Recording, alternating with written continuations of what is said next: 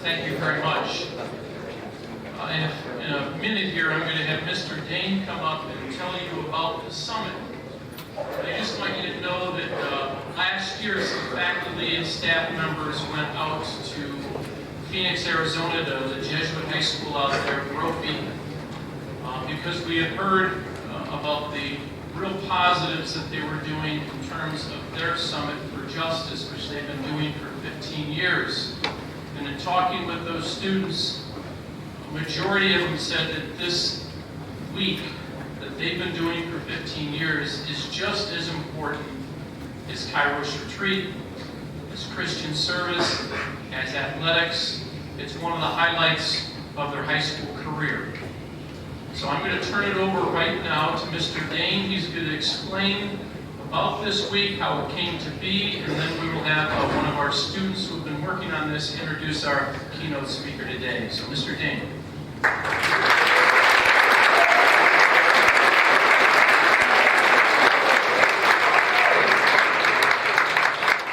morning, everyone. So today we are gathered in our sacred space to kick off the inaugural Summit for Justice. This is the first year we've organized this event, and I'm very excited to hear from Mr. Cassie in a moment to start us off. Before we hear from him, I think it's important to examine the question why. I think we always should think about why we do things and approach them with a deliberate sense of purpose. So there are a few reasons why we initiated the Summit at SJJ. One of the prime reasons is the Grad at Grad. One of the tenets of our Grad at Grad is committed to doing justice. This entire summit is devoted to engaging issues of justice. So this year, and for every year following, we will tackle a different concept related to justice. The summit also offers an opportunity to bring together our Jesuit, diocesan, and local communities. We will host guest speakers from around the Toledo area, and we will invite several schools to join us throughout the week. So this year, we will host visitors from Notre Dame Academy, St. Francis, Walsh Jesuit, and we're going to let them in, Brave Up Jesuit, and St. Ignatius in Cleveland. Also, bring it back, guys. It's just a school name. So recently, SJJ has oriented our accreditation efforts towards creating more communicative leaders for change. Through experiences associated with our Summit for Justice, we think you will be given more opportunities to become educated, aware, and mindful leaders in advocating for positive change regarding issues of justice. And finally, we initiated the Summit for Justice to be more responsible and socially conscious members of our faith community. By tackling difficult challenges and issues that plague our modern world, we can become advocates for our faith to fight against apathy, complacency, and injustice. Earlier this year, we asked you to vote on a topic for the inaugural summit.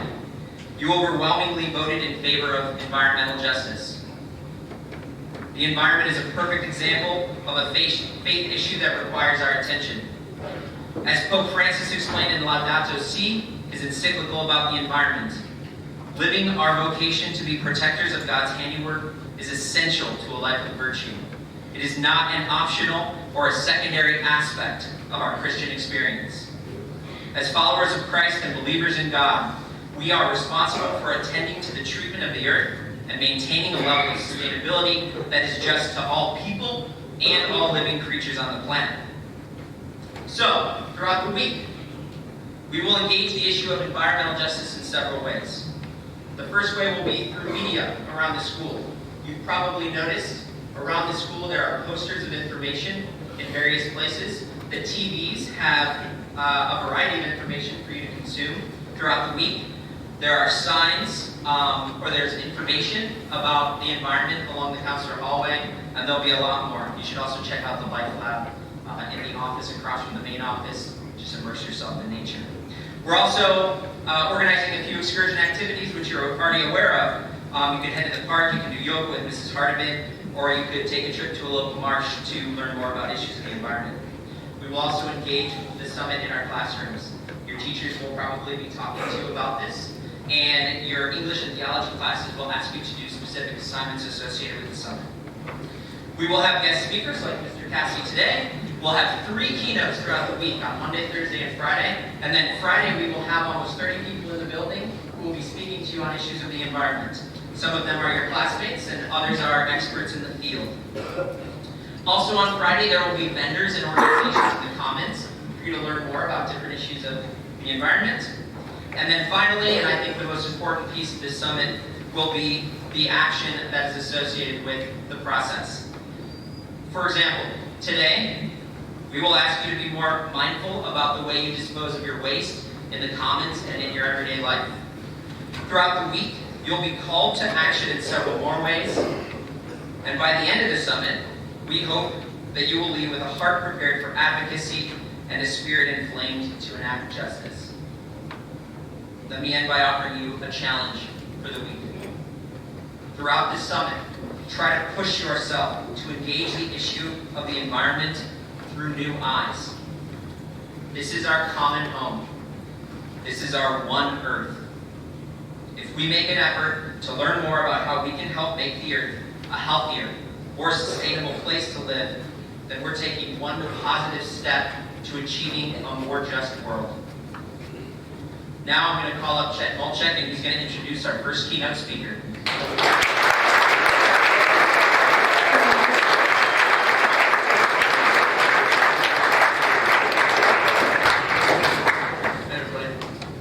So today we welcome Adam Cassie, Mr. Adam Cassie, Executive Director of Keep Toledo Lucas County. In this role, he partners with the City of Toledo and the Lucas County Solid Waste Management District and other area organizations to provide health and youth education programs focusing on proper recycling, litter prevention, and environmental stewardship. Additionally, Keep Toledo Lucas County assists with litter cleanup administrators. With litter cleanups, administrators adopts a street road program and assists with large event trash and recycling logistics. Mr. Cassidy has his degree in restoration ecology from Vines College. While attending, he participated in the School for Field Studies program at Boston University, traveling and doing research in Queensland, Australia, and interned with the Bureau of Land Management in Wyoming. Since graduating, he has held numerous positions at outdoor education and retreat centers, was the director of events and facilities at the local college, and has worked for the Toledo Zoo. In addition to the environmental education, Mr. Cassie's career has allowed him the opportunity to facilitate team building and leadership programming for numerous youth, high school, and college university teams, as well as grassroots startups, government entities, and Fortune 500 companies. Mr. Cassie is active in the local Toastmasters Club, serves on Perrysburg Schools Safety Task Force, and volunteers with multiple local organizations, including Girl Scouts, Jeep the Best, and as a leader and mentor for college students. Today, he is going to talk to us about waste disposal and recycling to teach us how to be more mindful. Please join me in welcoming Mr. Cassie.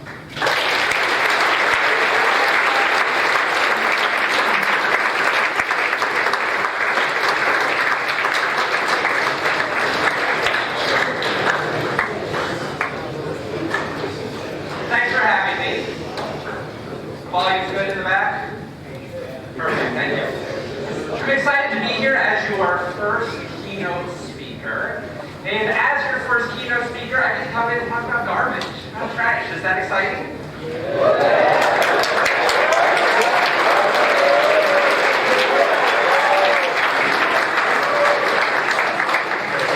About 45 minutes of me, I think, talking about garbage. But why? Why am I here as your first keynote speaker talking about garbage? And the answer to that is, it's your issue that you're going to have to deal with. Right now we are making a lot of garbage. And we're just now starting to figure out all of the issues that that is creating. And it's your generation that's going to have to fix it. So here's some big numbers for you. 250 million tons of garbage is created in the United States every year. About 1 million plastic bags are used. And that's not every year. That's not every month or day. That is every hour. No, that is every minute. Look at that. And 18.2 trillion pounds of plastic has been produced since the 1950s. I don't even know how many zeros a trillion has in it, but it's a lot. The The average person holds on to a piece of garbage for about 12 paces before they're tired of holding it. They throw it on the ground, it becomes litter. Litter costs money. People have to go out and clean that up. It has cost the United States $11.5 billion annually to go out and clean up other people's garbage. Food waste is bad. About 35 million tons of food is wasted in the United States. That's 40% of your food. Almost half of your food is just thrown away and sent to a landfill. Once it gets in the landfill, it doesn't decompose. That's not how landfills work. They get sealed up, and it stays in there and doesn't do anything. Food waste has actually grown by 204% since the 1960s. Big numbers, causing lots of problems that you all are going to have to deal with. Here's a graph. I like graphs. You'll see a couple more. Pretty much tells you the exact same thing I just talked about. Every single area of things that we are producing more of and throwing more and more of and away. Back in the 1970s, 80s, even 90s, we didn't throw that much away. We repaired things. We repaired clothing. We repaired electronics. Now you don't even wait for your electronics to break before you throw it away and you buy the new next great cell phone or tablet or TV. We're throwing more and more things away. So where does it all go? What happens to it? You wheel it to the curb. Hopefully you wheel two things to the curb. One is your garbage, one is your recycling container, and gets picked up by somebody. But what happens after that? Let's talk a little bit more about that. So it goes to what we call a transfer station if it is recycling. Our transfer station is over by the casino. If you're driving north on 75, you pass the casino on one side, you cross the river. Our transfer station is right there next to the Anderson silos. All of our recyclables get dropped off there. The city of Toledo, Maumee, Sylvania, Holland, Perrysburg goes right there, gets dropped off. Goes through a compactor, so it's all smushed together, loaded up on a new truck, and sent to our recycling facility, which is out in Oberlin near Sandusky. If it's garbage, obviously it ends up in a landfill. And some things are garbage, they have to go to a landfill. There's a little bit in our area that is sent to a facility where it is incinerated and turned into energy, but not much. What we want though is most of it to end up at the recycling facility. And to call our recycling facility a recycling facility is kind of a misnomer. Nothing gets recycled at a recycling facility. It gets sorted. So it gets organized, so all of your plastic is here, and all of your glass, and all of your aluminum, and then it's sent to an actual facility where it's turned into something new. So here's a typical recycling facility. It is very automated, and it's actually very sophisticated. So your top left corner there is one of the first processes where a lot of the light stuff is floating across the top. So your paper, your plastic, the heavy things, your glass and aluminum is falling through. The next one, so the top right, things are going by so fast you can't even see what they are. But every single one of those things is getting a little laser beam on it. You can say laser beam without sound effect. And that laser beam is telling the computer system exactly what it is. If it's a plastic, what number plastic it is. If it's glass, what color glass it is, because you have to sort plastic by number, and you have to sort glass by color. And there's little air pumps that are pushing things in different directions, so it's all organized. There are line fingers pulling things out that don't belong there. We get a lot of things that don't belong in the recycling stream. But in the end, what we want is that bottom right corner. Here's all your aluminum, here's all your glass, here's all your plastic. Back to that manufacturing facility. Manufacturing facility then turns it into something new that comes back to our stores. One thing we did talk about is composting. It's a nice way to get rid of your food waste and your yard waste. It's composted, turns into fertilizer, farmers can use it, and again, it makes a product that gets back to our stores. So we want things to be recycled, we want things to be composted, back to our stores, we buy it, we use it again. Nice big circle. And that's how it all works and everything's perfect, right? It would be nice. But we have a lot of issues. We have a lot of recycling issues, a lot of garbage issues, litter, and then just plastic in general we'll talk about. Let's go through each issue. First one is just how much garbage we're making. Filling up our landfills.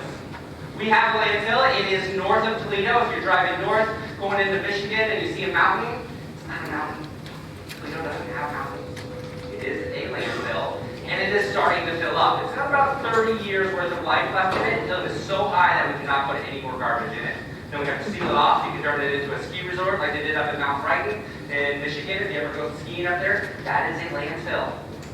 Mount Bright is a landfill. We could do the same to ours in about 30 years, but we want to keep it as long as we can. That means we should send less things there. We should recycle more, we should compost more. That way we will have that resource. We have something to send our garbage. Once it's full, we don't really know where we're going to send our trash to for Toledo. For litter, I already mentioned it costs money, about $11.5 billion annually. In Ohio, since 2007, we've spent about $37 million. And that's the Ohio Department of Transportation going out along highways and cleaning up litter.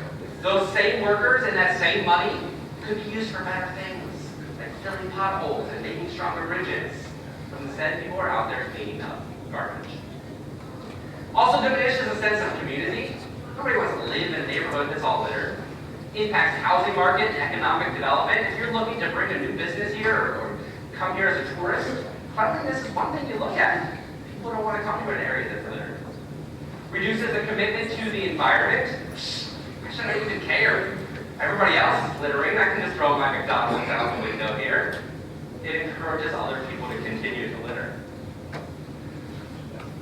In Toledo, we've got a number of nonprofits. Keep Toledo Lucas County Beautiful. We do a lot of litter cleanups. Partners for Clean Streams is another great organization. They focus on waterways and trying to get litter out of the rivers and lakes. But there's also the law enforcement arm that is dealing with illegal dumping, littering, nuisance properties that are filling up with tires and construction debris. And these guys are going out, and it consists of lawyers and attorneys, police officers, prosecuting people for illegal dumping, throwing tires and whatnot in ravines and in their backyard.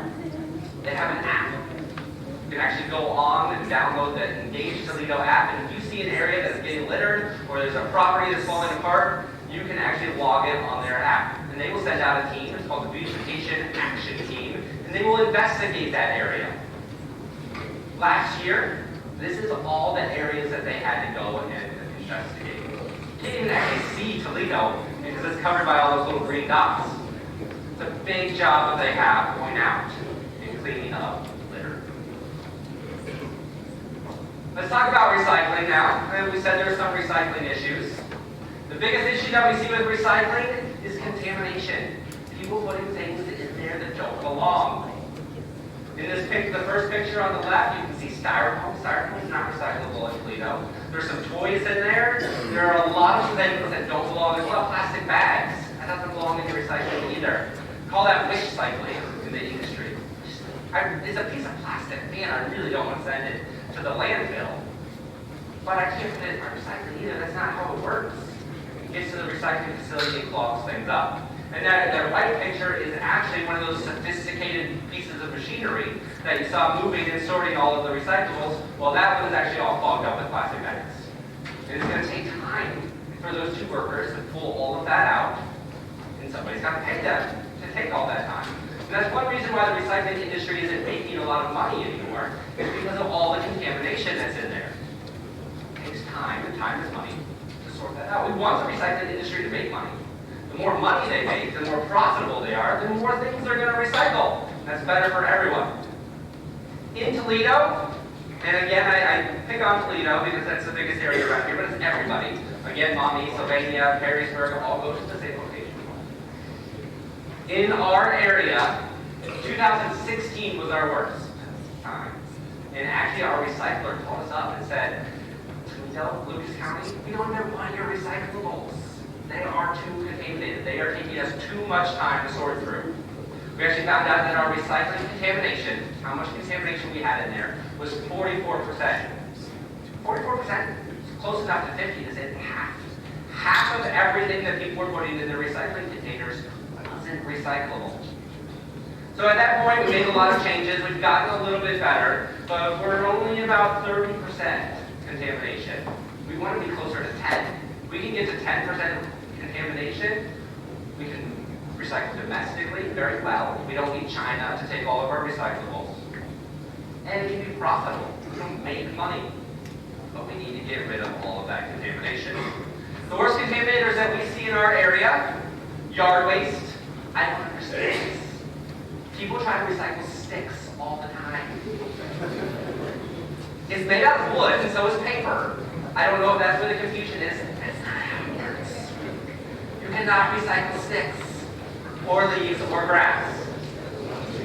I talked about plastic bags already. Plastic bags are recyclable, just not in your curbside recycling. Take them back to a grocery store. There's a spot in the front of every single grocery store to take your plastic bags back. We see a lot of clothing trying to be recycled, and a lot of food waste. Food waste is compostable, not recyclable, completely different. And then plastic. Let's talk about plastic. Plastic has litter issues and plastic has recycling issues, but it's a big enough problem that I make it its own category. Back in the 60s and 70s, again, you can see in my graph, we weren't making that much plastic. But somewhere in the 1980s, we, as a society, decided that plastic was amazing and we should package everything in plastic and make everything out of plastic. And the amount of plastic that we were creating skyrocketed. So there was a study done recently. They wanted to figure out where all this plastic was going. If we were making more now than we used to, what was happening to it? They found out that about 50% sent to the landfill. It's kind of a high number, but a lot of that plastic is unrecyclable plastic. You cannot recycle coat hangers and laundry baskets and toys and benches. People try to recycle everything that's plastic. It's not how it works. It's got to be like a water bottle or a milk jug. Those things are recyclable. They found out that less than 10% is actually recycled. And then their study was done. They said, okay, that's it. And everybody else said, that's 60%, where's the rest? If you guys had a research paper and you only found 60% of what you were looking for, you probably wouldn't get a very good grade. They said, well, it's unaccounted for. But we know where it is now. We figured it out. Where is it? Somebody knows. Oceans, thank you. So it's in the oceans. The oceans have these big giant currents, and they push things into the middle, and once it gets into the middle, it just stays there. Now if it is paper, just like a napkin, if you throw it out your window when you're driving down the street, that's bad, that's litter, don't do it. But it's going to decompose. Even glass and aluminum decomposes eventually. Plastic doesn't really do that. It gets out there in these currents and just sits there. It doesn't go anywhere. Here it is. This is what it looks like out there. This is thick, giant patch of litter. And you hear about it a lot, but it is not just the ocean. It is every single body of water that is picking up plastic. Up in Lake Superior, there's about 7,000 particles of plastic per kilometer square, but all the Great Lakes are connected, so they flow from one to the next. By the time we get down to Lake Erie, there's 46,000 particles of plastic out there floating around in our lake per kilometer square. Lake Ontario, don't go fishing in Lake Ontario, but eat the fish. It's even worse. It's from where there, it all goes out into the ocean, continuing to cause more problems out there. So if you go on social media at all or the news, you're seeing how that is causing problems for marine life, getting tangled in plastic, getting caught in plastic, or consuming plastic. There's also a lot of bird life that lives around the ocean. But it's not just animals. It's humans too. It's causing problems for us. Now the big stuff, that's a nuisance, that's a problem. But what we're finding is as it gets smaller and smaller, it becomes more and more of an issue. I already mentioned plastic doesn't decompose. It's not the way that paper and cardboard does, or even aluminum and glass. What happens to plastic is it just becomes smaller and smaller pieces of plastics. That's where you get the term microplastic from. So a plastic bag gets out in the ocean, it's going to get hit by waves over and over and over again. It's going to get some UV light on it, which makes it brittle, makes it fall apart, but it's not decomposing. Just smaller pieces of plastic. Then it gets in the food stream, fish eat it, and we eat the fish. Now I always get people who are like, I don't like red lobster, I don't eat fish. It's not just fish that we get from the ocean. Sea salt is something that we get from the ocean. And they found that if you eat the recommended amount of salt in a year, you will get about 180 particles of plastic. Most Americans eat more salt than they're supposed to, so that number is actually usually higher. There was a study done recently on beer in the Great Lakes area. It's a big money maker, and they thought, well, if we can prove to adults that there's plastic in their beer, maybe they'll stop littering or stop drinking, one of the two. They found that the average adult gets about 520 particles of plastic through their beer. And tap water, this is something that's actually healthy and that you need. But look how much plastic is in your tap water. 5,100 particles of plastic per year you are consuming by drinking tap water. Big business saw this, and you know what they said you should do? What should you drink instead? That doesn't make any sense. They said you should drink bottled water. The solution to plastic in your water is not to put water in your plastic. So they had to do another study. They found that 93% of water worldwide, this was a worldwide study, had microplastics in it. They actually found the friction of breaking the seal on that cap and turning it for the first time creates enough friction that there's microplastics falling in your water. The big ones that are larger than 100 microns, which is about the width of a human hair, are in there and they're floating around and you can't see them. But the smaller ones are even more of a problem. Because they're so small that when you drink them, they don't just go through your digestive system. They're small enough to get into your bloodstream, travel through your body, get deposited into all of your major organs.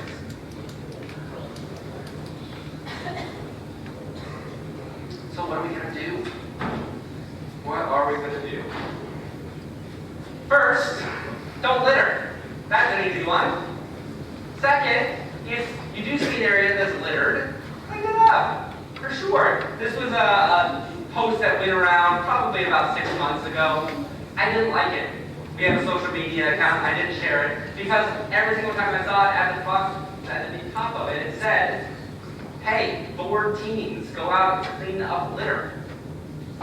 Teens didn't make this problem.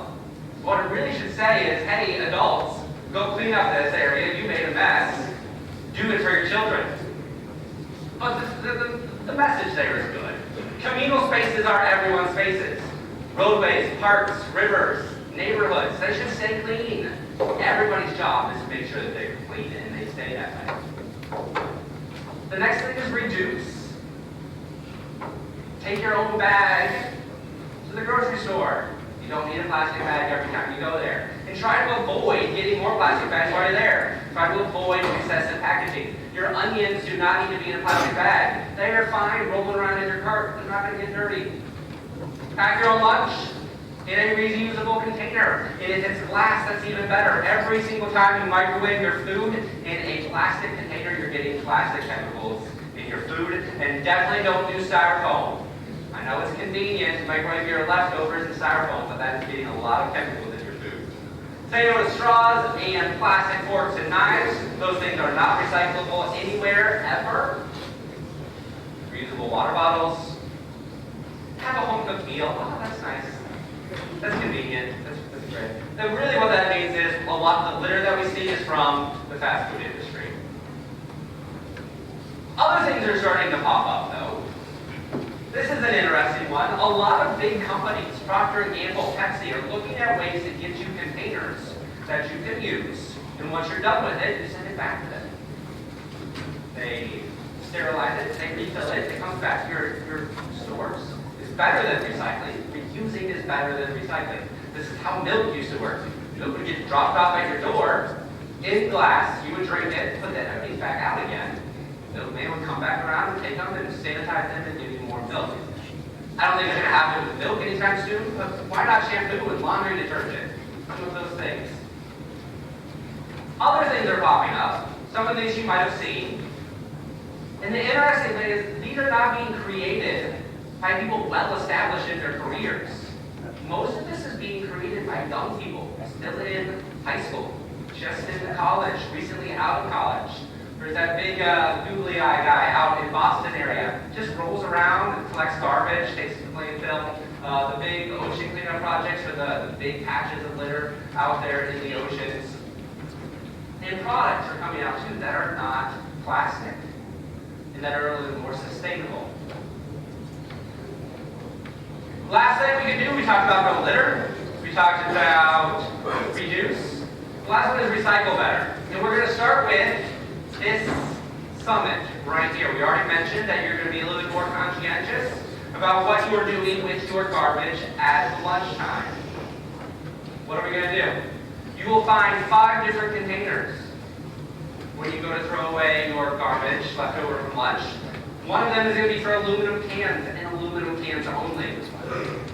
That one's easy. Try to make them as empty as possible. You don't have to rinse them out or anything, but they shouldn't have like 2 inches worth of pop in the bottom of them. put your aluminum cans in the aluminum can box. The next one is for everything else. That's pretty much a container. So your plastic and your glass. I won't have much glass unless somebody's got like a Snapple. We'll see a lot of plastic containers. So your yogurts and your whatnots, and then got their Lunchables. Put a lot of water bottles. Compost. Here's a good one. So all of your food waste is going to go in the compost container. But there's a lot of unrecyclable paper products from a meal as well. So make sure your unrecyclable paper products get into the compost. So that's napkins, paper towels, things along that line. Garbage. So there's always going to be some garbage. You can't get away from that. Styrofoam in our area is not recyclable. I mentioned plastic forks and knives and straws, not recyclable anywhere. So make sure that gets in the garbage container. To the landfill. A lot of your caps that you're peeling off of your lunches, those are not recyclable either. Last one gets a little bit trickier. There's a company out there called TerraCycle. TerraCycle is a company that specializes in recycling hard-to-recycle things. So there's going to be a TerraCycle box in there as well. And they will take things like your juice pouches, your yogurt pouches, your applesauce pouches, any sort of chips or veggie straws, any snack bags, also energy bars, granola bars, things along those lines. Five streams. Seems kind of like a small thing. We're only trying this out for 1 week. But really that's what we need. Is people to make small changes. We don't need people to all go zero. Make no waste whatsoever. There's people out there that end up with a jar of garbage for a year. I've tried, it's hard to do, it's my job, and it's still difficult. We don't need people to all go zero. But we need everybody to just try a little bit harder. Make good choices when you're at the grocery store, when you're throwing things away. And all those little tiny steps are going to add up to make sure that that garbage that I talked about at the beginning, that is filling up our landfills and causing so many problems, doesn't overwhelm us. And you all, in the generations to come after you all, have a healthy and sustainable world to grow up in. Questions? Okay. Adam, should we have mics?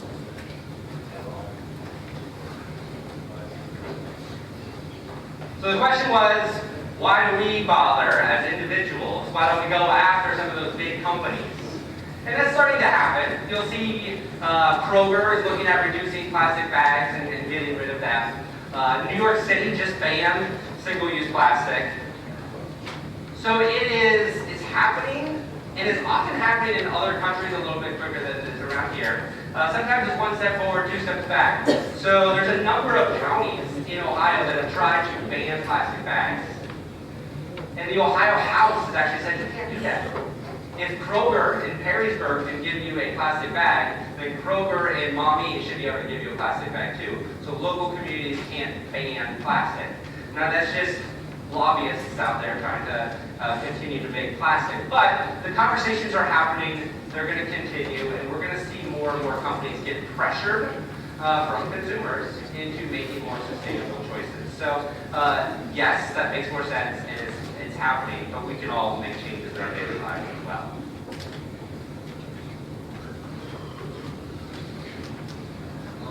So I want to picture a few slides back. It looked like it was. It looks like a plastic bag, but it said non-plastic on it. Sure. What is that alternative? Yeah. So it's actually a little bit scary, unfortunately. So this is a compostable bag. It's more made out of a plant-based plastic than an oil-based plastic. So you can make both. That will decompose fairly well, and it doesn't create microplastics. What we're worried about, though, is a lot of your compostable plastics are not recyclable. So while they are a better choice than a regular plastic bag or a regular plastic fork and knife, a compostable fork or knife, compostable plastic bag, will cause issues if it's put in the recycling stream. So it's good, but we just need to make sure that it's getting into the right location. These are good, They will decompose, they're not going to make microplastics, but we just need people to be educated and not try to put them in the recycling. The next one's over here. Okay, I'm Brian Lamb. So I know you talked about plastic water bottles being recyclable, but plastic bags not. Yes. What kinds of plastics are recyclable and which ones are not? Sure. So I think I'm back on Friday, and I will do a deep dive into what's recyclable, what's not recyclable. But really in Toledo's area, most of you are getting your recyclables picked up by Republic Services. And Republic Services will take all plastics 1 through 7. You do need to find a recycling symbol on a piece of plastic though in order to recycle it. If it's not got the recycling symbol, the best thing to do is throw it in the garbage. So 1 through 7 are what you're going to see in that recycling symbol. Now 1s and 2s, super recyclable. Water bottles, milk jugs. You can recycle them into new water bottles and milk jugs. 5s, 4s, 7s are kind of recyclable. What we usually see with those is more of what we call a downcycle. So they're going to be sent to the recycling industry. Instead of being turned into that same product again, like a to-go container, they're going to be more shredded up or smushed together into a composite plastic and turned into roads. There's a lot of plastic going into roads right now, or like a park bench, you know, that really thick, heavy plastic, or a kid's toy. But after that, you can't recycle it anymore, which is why it's a downcycle. You give me 1 or 2 turns out of it before it's something that you can't do anything with ever again. So that takes care of everything except for 3 and 6. 3 and 6 is just very, very difficult to do anything with. So if you do see a 3 or a 6, try not to buy that ever again. And if you hear that nasty rumor out there that I shouldn't recycle it, I'll just go to the landfill anyways, it's usually just plastic that's going to the landfill. Recycling's been around for a long time and it works great for paper and cardboard and glass and aluminum. It's not the answer for plastic. It's helpful, it's nice, but it's not going to fix our plastic problem. We have to reduce the plastic. That is the solution for plastic, especially for your 3s and 6s, which are very, very difficult to recycle. Okay, the next question's over here from one of our academy students. Where is most plastic found? General area. Like as we consume it, okay. So most of our plastic is coming to us through those single uses. Is what we need to focus on. So single-use plastics are our biggest problem because we're going through them so quickly. Those water bottles that you have probably 5, 6, 10 a day sometimes. They fill up your back seat of your car. I see people driving around, they've got tons of water bottles in there, and then they go and they hopefully all get them recycled. Or they just clean out their car and they all get thrown in the garbage. So that's an issue. Plastic bags obviously an issue because we're going through how many a minute? Over 1 million plastic bags every single minute. So that's where we're seeing a lot. The other, the non single-use plastics, hopefully we're using for a very long time. So it's not a bad thing to have, you know, a broom made out of plastic because that's going to sit in your house and you're going to use it forever and ever. It's one of those things that we're using one time and throwing away. That's an issue. Over here. So, if other areas recycle styrofoam, why don't we? So, if you're real trendy and you drive to Ann Arbor, because I feel like that's what trendy people do, is they go to Ann Arbor. There's a recycling facility in Ann Arbor for styrofoam, and they've got this machine. It's like some crazy Willy Wonka machine. Takes entire roomfuls of styrofoam and it shrinks it down to like a brick size. So styrofoam is mostly just air. It doesn't have a lot of value to it because it's so light. There's not much material to it. But if you can heat it up and shrink it down to just a solid piece of plastic, then it's got value to it and you can recycle it. So it is a recyclable product. There's just not much money in recycling it. And unfortunately, sometimes that's what it comes down to is it profitable? Can we do it and still keep everybody employed? Or are we going to go bankrupt? We don't want the recycling industry to lose money. We want it to make money. It would be great if we had a styrofoam recycling facility around, but again, it just doesn't, it's not very profitable. So your closest one is Ann Arbor. You can take it up there, drop it off, and they will recycle it. Most places, though, do not have styrofoam recycling. So it's not like just Toledo doesn't do it. Most of the country does not do it, but very few places do. Adam, what is there we have a student over here who has a question. It's a little complicated, but if you have a glass bottle with a plastic cap on it, Yeah. what type of confusion does that create for the industry? Sure. So if you have anything that has a lid, put the lid back on to recycle it. So plastic water bottle, easy, put the plastic lid back on. But even if it's a mixed container, like a pickle jar, it's a glass jar with a metal lid, or your orange juice might be a carton with a plastic top, always just put the lid back on. Small lids, if they get to that recycling facility that I showed you, that is very, very automated, the small lid hits that machinery and they get thrown around. Kind of ends up the same problem as plastic bags. They don't get sorted properly. So if you can get that lid on, then once it gets there, it can get through the recycling process and sort it into the right location. So if you were walking through your house and you found a water bottle, but can't find the lid, that's okay. Obviously recycle the water bottle. But 2 days later, when you find your lid, that lid is now too small to be recycled on its own. It's a contaminant, just throw it in the garbage. What is a water bubble made out of? Yeah, a water bubble. I don't understand the water bubbles.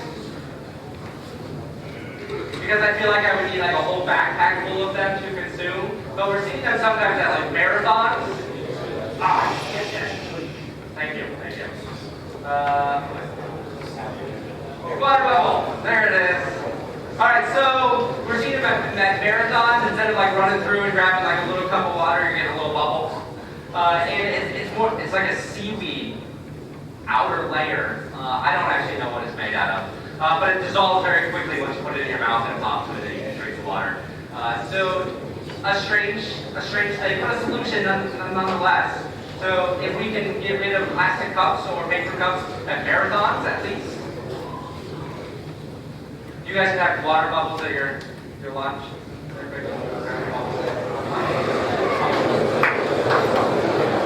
Oh, somebody likes the bubbles. All right, here. Yes, sir. Can't clothes be cleaned and used to place What was the question? Clothes. So we said that we see clothes in the recycling industry. I don't know why. Clothes are actually recyclable though. You can recycle your clothes. And you should. Best thing to do with your clothing is donate it. Donate it to Goodwill, Salvation Army, Easter Seals. Those big 3 organizations. If they can resell it, that's fantastic. I already said it before, reusing is better than recycling. But if they cannot resell it, and maybe you know that they can't resell it, it's torn, it's got stains on it, still donate it to them. Because they will package all that unsellable stuff up, and they do sell it off to a textile recycler.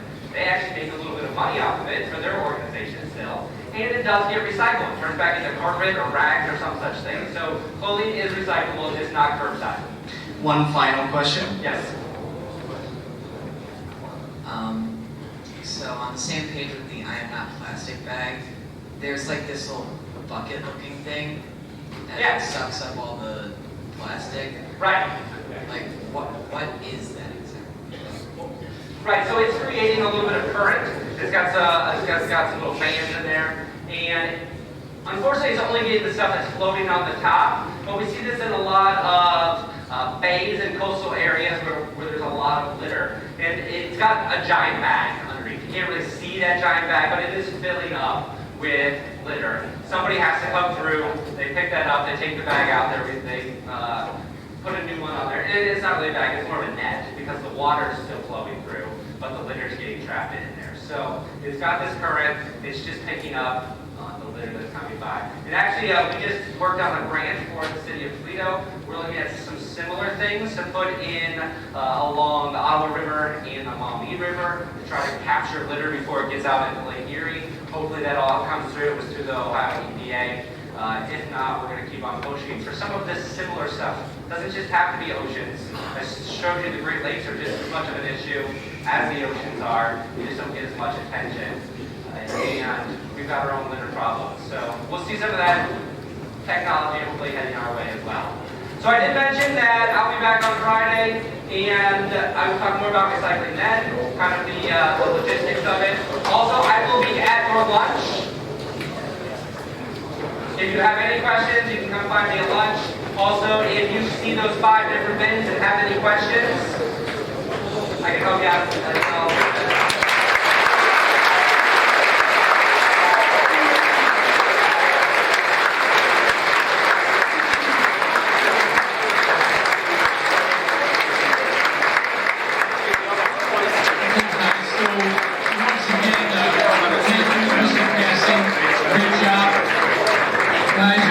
Some mentor group leaders and some other students out there helping you this week to recycle using the boxes that Mr. Cassick has brought here. And hopefully this is something we can continue. So seniors, head to your class.